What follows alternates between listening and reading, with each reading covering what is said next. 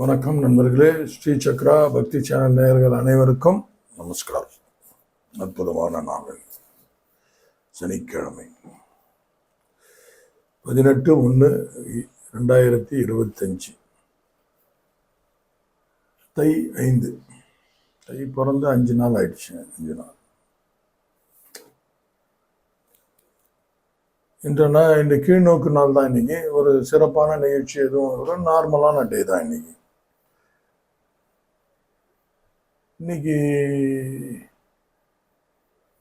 இன்றைய நாள் பார்த்தீங்கன்னா மேஷராசி நேயர்களுக்கு இன்னைக்கு ரொம்ப உற்சாகமாக இருப்பாங்க. இந்த நாட்கள் அடிப்படை நம்ம எப்படி சொல்கிறோம் அப்படின்னா, சனி பயிற்சி, குரு பயிற்சி கொஞ்சம் அவங்க பார்க்குற இடத்த வச்சுக்கின்னு இந்த பக்கம் சந்திரனை பேஸ் பண்ணி நான் சொல்கிறோம். உற்சாகம், அவங்க செய்கிற வேலையில் ஒரு ஸ்மார்ட் இருக்கும், அவங்களே ஒரு இன்ட்ரெஸ்ட் எடுத்து செய்வாங்க. ரிஷபராசி நேயர்களுக்கு பார்த்தீங்கன்னா இன்னைக்கு மகிழ்ச்சி நிறைந்த ஒரு நாள். மகிழ்ச்சி நிறைந்த ஒரு நாள் ரிஷபராசி நேயர்களுக்கு. மிதுன ராசி நேயர்களுக்கு இன்னைக்கு சுகம். எப்படி சொல்றது, மிதுன ராசி நேயர்களுக்கு இன்னைக்கு they will enjoy itself. அவங்களுக்குள்ள ஒரு நல்லா இருக்கும். கடகராசி நேயர்கள் பார்த்தீங்கன்னா முகஸ்துதி இன்னைக்கு நிறைய கிடைக்கும். அவங்கள பற்றி எல்லாம் புகழ்ந்து பேசுவாங்க, கேர்ஃபுல்லாக இருக்கும். சிம்மராசி நேயர்களுக்கு பார்த்தீங்கன்னா மேன்மை தரக்கூடிய ஒரு நாள். மேன்மைனா எப்படி எடுத்துக்கிறது, நம்ம ஒர்க்கில் எல்லாத்துலேயும் ஸ்மார்ட்டாக ஒர்க் பண்ணிட்டு வெளில வந்துடுவோம். அந்த மாதிரி நல்லாயிருக்கும். கன்னிராசி நேயர்களுக்கு பார்த்தீங்கன்னா நின்று நிதானிச்சு செய்யணும், கூர்ந்து ஆராய்ந்து. அடிக்கடி சொல்லுவேன், எடுத்த உடனே எல்லாத்தையும் லொடுக்குன்னு போய் சொல்கிறது பார்க்கறது ரொம்ப விவேகமாக இருக்கணும். துலாம் ராசி நேயர்கள் இன்னைக்கு நிறைய அவங்களுக்கு நற்செயல் செய்யக்கூடிய சந்தர்ப்பம் கிடைக்கும், செய்யுங்க. பணம் வாங்கி தான் செய்யணும்னு அவசியம்.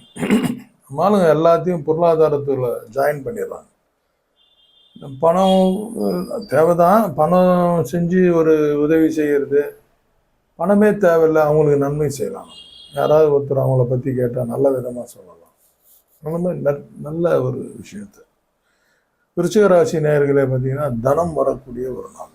விருச்சிக ராசி நேயர்களுக்கு கண்டிப்பாக இன்னைக்கு நல்லா இருக்கு. தனுசு ராசி நேயர்களுக்கு இன்னைக்கு ஒரு எல்லா காரியமும் கொஞ்சம் டிஸ்டர்ப் ஆகும். கொஞ்சம் பொறுமையாக காத்திருந்து செய்யுங்க. அப்படி இல்லைன்னா ஒரு நாள் தள்ளி வச்சு செய்யுங்க.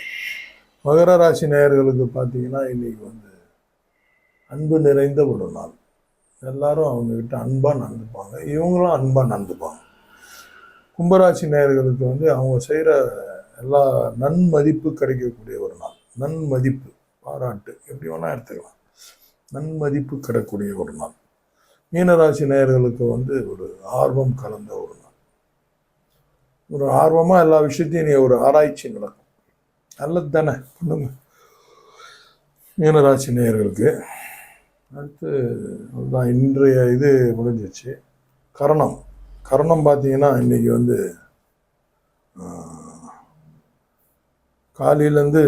காலையில் வரைக்கும் பாலவ கர்மம் இருக்கு. அடுத்து பார்த்தீங்கன்னா கௌளவம், தைத்துளம். இந்த 3 கர்மத்துக்கு இன்னைக்கு வழக்கு போனோம். சும்மா ஒரு 2 வழக்கு. அவங்க கருணாதிபதி யாருன்னு இன்னும் யாரும் ஒருத்தர் கூட ஃபோன் பண்ணி கேட்கல. நானும் சொல்ல மாட்டேன். நீங்கள் ஃபோன் பண்ணி கேட்டால் தான் உங்களுக்கு சொல்லுவேன். ஏன்னா அது போஸ்ட் கார்டு சைஸில் ஒரு சின்ன ஃபோட்டோ செஞ்சு வச்சு அதுக்கு முன்னாடி வழக்கு போடணும். ரொம்ப நல்லாயிருக்கும், ரொம்ப விசேஷமாக இருக்கும். இன்றைய நாள் அற்புதமான நாளாக இருக்கணும்னு நான் ஆசீர்வாதம். நானும் முயற்சி பண்ணுறேன். இன்னைக்கு நம்ம வாழ்க்கையை நம்ம நல்லா யோசித்து பார்த்தோம்னா எப்படி வாழ்கிறோம் அப்படின்றது பார்த்தோம்னா 2 விதமான ஒரு இது நமக்குள்ளே தோணுவோம். அமைதியாக வாழணும், மகிழ்ச்சியாக வாழணும். 2மே ஒரு மனிதனுக்கு தேவை. மகிழ்ச்சியாக வாழணும்னு இருக்குது, அமைதியாகவும் வாழணும்னு இருக்குது. மகிழ்ச்சியாக வாழுதுன்றது கொஞ்சம் பொருளாதாரத்தை சார்ந்த விஷயம்.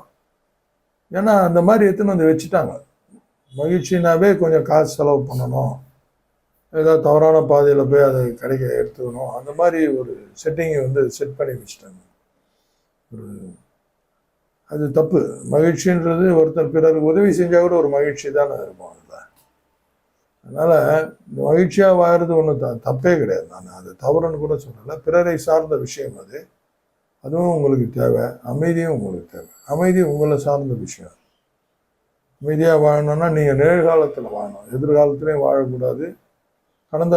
கடந்த காலத்தில் நம்ம மனசு எப்பவுமே நல்லதை எதுவுமே நினைக்காது. தவறான விஷயங்கள்லேயும் நம்ம ஆராய்ஞ்சினே இருப்போம். எதிர்காலத்துலேயும் அதே மாதிரி தான். அதனால் நிகழ்காலத்தில் வாழ்ந்து முயற்சி செய்யுங்க. தியானம் அதுக்கு கை கொடுக்கும். நிகழ்காலத்தில் வாழும்போது அமைதியாக வாழலாம். அமைதியாக வாழறதுன்றது ஒரு முக்கியமான விஷயம்.